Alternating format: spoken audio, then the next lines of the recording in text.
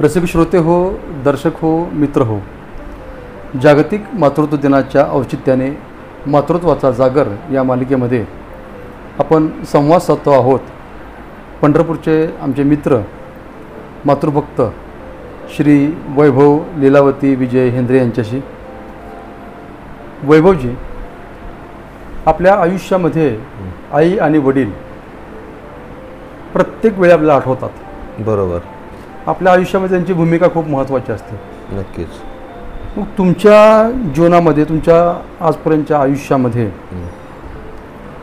असा एखादा निर्णय आहे का की जो आईने घेतला आणि आईने घेतल्यामुळं तो निर्णय अतिशय योग्य ठरला? तर असा कोणता निर्णय असेल तर तो आम्हाला सांगा. आईनं घेतलेला निर्णय म्हणजे माझं लग्न. बरं. 1994 साली निर्णय घेतला की आता माझ्या दोन्ही भावंडाची लग्न झाली होती. मोठ्या भावंडांची? मोठ्या भावंडाची. मोठे भाऊ कोण तुमच्यामध्ये? सतीश. सतीश भाऊ. दोन नंबरला संजय आणि 3 नंबरला मी. आणि तिघांवरही तेवढंच प्रेम माझ्या आईचं. असं एकाला एक कधीही केलं नाही. आई वडिलांनी दोघांनी कधी केलं नाही. तिघांवरही सगळ्यात जास्त प्रेम तिघांवरही. फक्त वडील जरा थोडं, माझं वडिलांचं जरा थोडं व्हायचं, पण आई ॲडजस्ट करायची सगळ्या गोष्टी. आईला तिन्ही लेकरं सारखीच. तर माझा जोडीदार माझ्या आईने निवडला. बरं. धर्मपत्नी.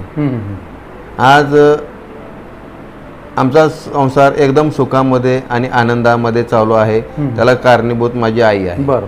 आम्हाला 2 मुलं झाली. दोन्ही मुलं शिकली. आणि माझा आईचा एकदम लाडका ओंकार. आईची माझी इच्छा होती की ओंकारनं माझ्या डॉक्टर व्हावं आणि मोठ्याने इंजिनियर व्हावं. आणि माझ्या दोन्ही मुलांनी माझ्या आईची स्वप्न पूर्ण केली. आजीचे. आज डॉक्टर ओंकार हार्ट स्पेशालिस्ट म्हणून पुण्यामध्ये MD डॉक्टर आहे. जॉब करतोय. डॉक्टर रणजित जगताप ह्यांच्या बरोबरीनं ICU मध्ये इन्चार्ज आहे आणि स्वतः तो काम पण करतोय. आणि ते त्याच्या आईचं स्वप्न त्यानं पूर्ण केलेलं आहे. त्याच्या आजीचं स्वप्न त्यानं पूर्ण केलंय. तुमच्या आईचं स्वप्न पूर्ण केलं? आजीची स्वप्न होतं की माझा मुलगा डॉक्टर व्हावा, आणि तो झाला. त्यानं आजीचं स्वप्न आहे माझ्या, म्हणून ते स्वप्न त्यानं पूर्ण करून आज तो डॉक्टर झालाय. त्यावेळेस आम्ही सगळेजण घरात बसलो होतो की ज्यावेळी आम्ही जेवायला बसलो होतो की बाबा त्यावेळेस म्हटला की हॉस्पिटल जर भविष्यात आपण पंढरपुरात मध्ये करायचं तर हॉस्पिटलला नाव काय द्यायचं, कोणाच्याही डोक्यात आलं नाही. ते त्याच्या डोक्यात आलं, लीलावती हॉस्पिटल. माझ्या आईचं नाव लीलावती होतं.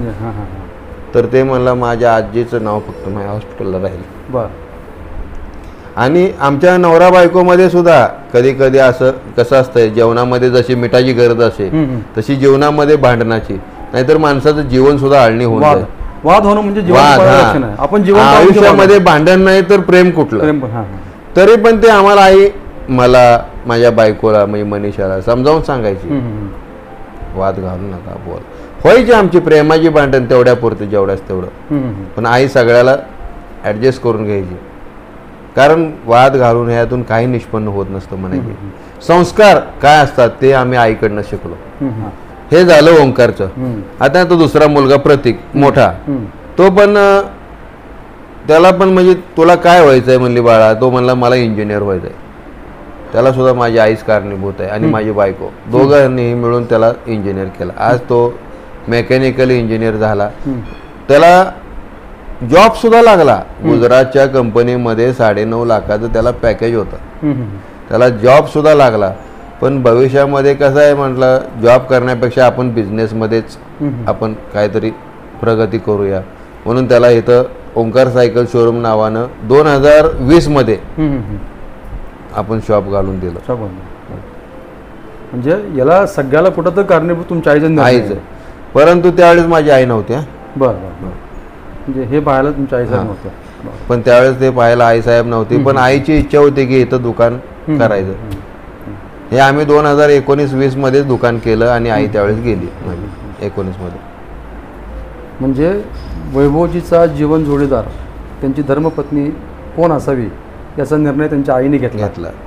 आणि तो निर्णय अतिशय सार्थ ठरला. त्यांच्या पुढच्या आयुष्यामध्ये त्यांची प्रगती होत राहिली आणि आज त्यांची दोन्ही मुलं उच्च शिक्षित असून सुसंस्कारित आहेत, याला त्यांच्या आईचा आशीर्वादच आहे आणि त्यांच्या आईच्या भावनाच आहेत. धन्यवाद. खूप छान आठवण सांगितली.